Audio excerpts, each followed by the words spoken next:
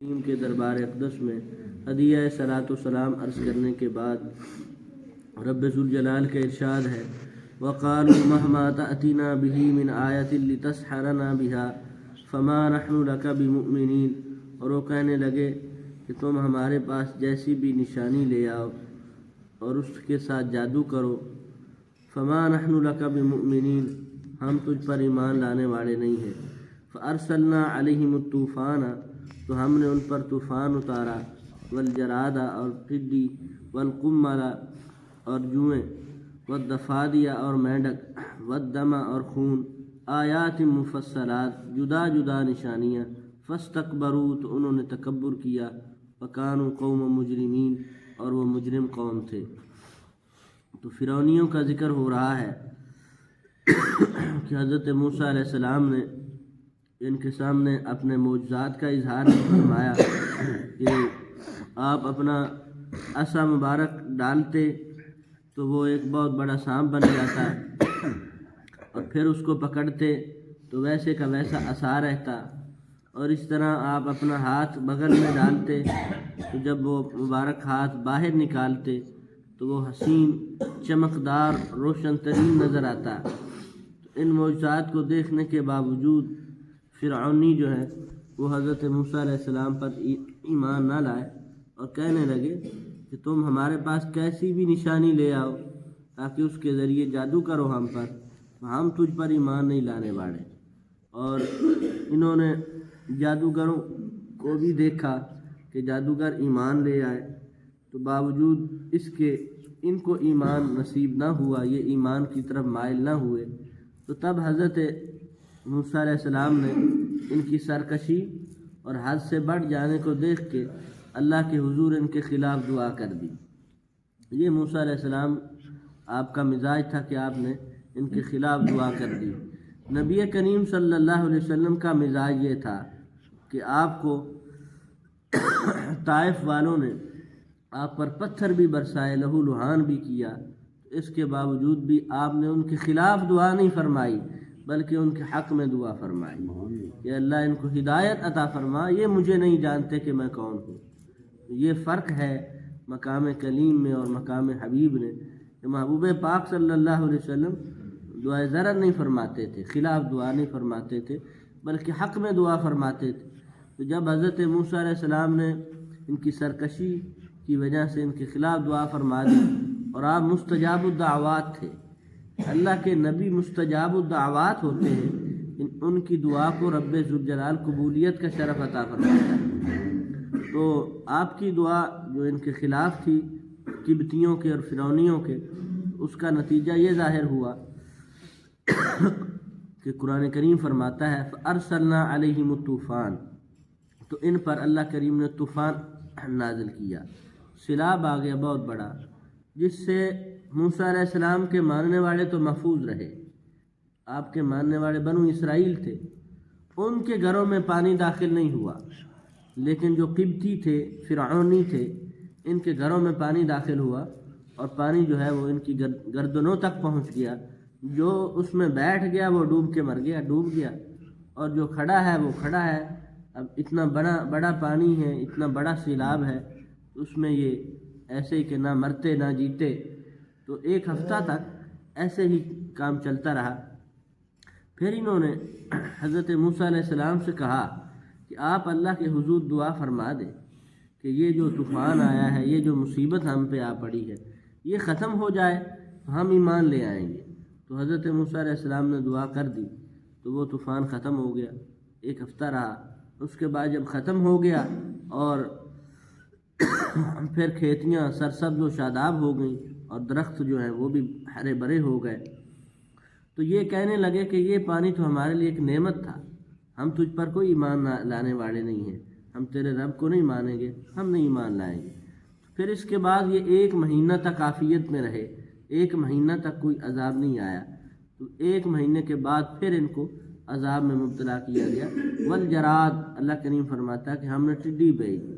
ٹڈی جو ہے یہ ایک چھوٹا سا جانور ہوتا ہے جو فصلوں کو کاٹتا ہے۔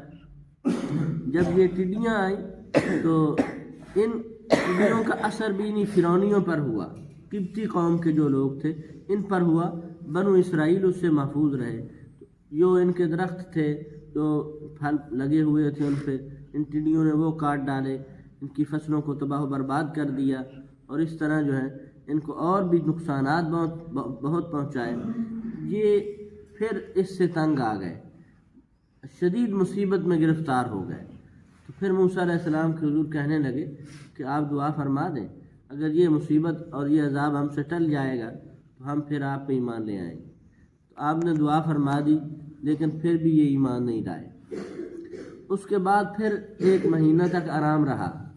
تو مہینے کے بعد دوسرا جو تیسری نمبر کا عذاب ہے والقمل۔ اس کمل کا معنی علماء نے مفسرین نے کھٹمل بھی کیا ہے اور جوں بھی کیا ہے، اور بعض مفسرین نے فرمایا کہ یہ ایک کیڑا تھا کہ جو ان کے جسموں میں بھی گھس جاتا تھا، جسم کاٹتا تھا، اس طرح سے بہت نقصان پہنچاتا تھا اور اس سے بہت تنگ آ گئے تھے۔ تو اس نے بھی ان کو اس طرح عذاب میں مبتلا رکھا۔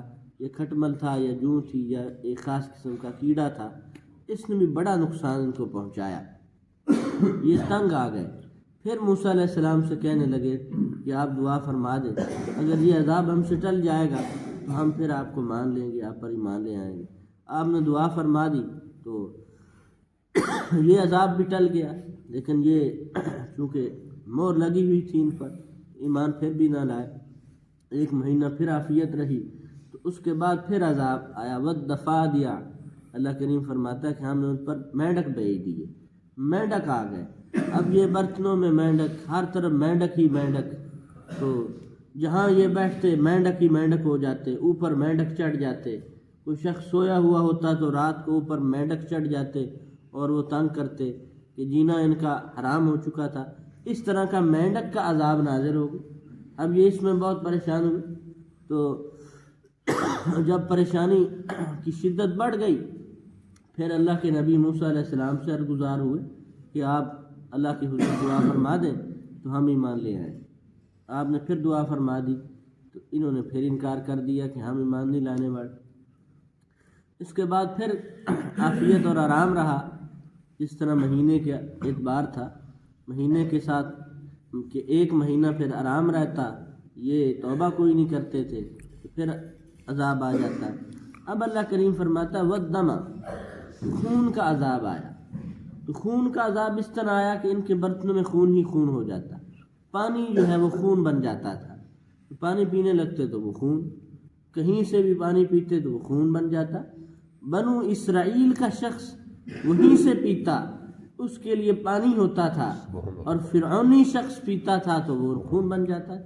تو یہ بہت پریشان ہوئے۔ فرعون جو ہے اس نے درختوں کے پتوں کی رطوبت کو چوسنا چاہا، جب پیاس کی شدت بڑھی تو وہ رطوبت بھی خون بن گئی۔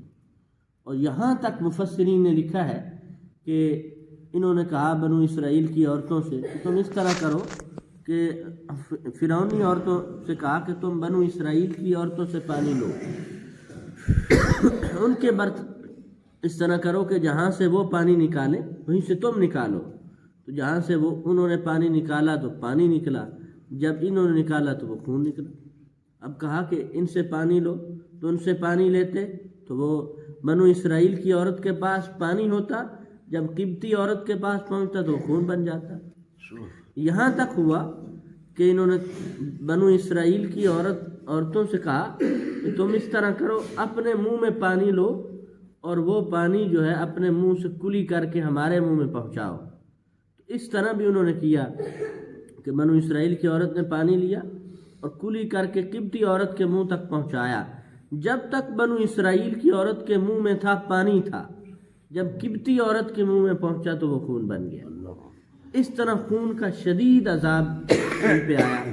لیکن پھر موسیٰ علیہ السلام سے جب شدت بڑھ گئی تو آپ سے کہنے لگے کہ آپ دعا فرما دیں کہ یہ عذاب ہم سے ٹل جائے۔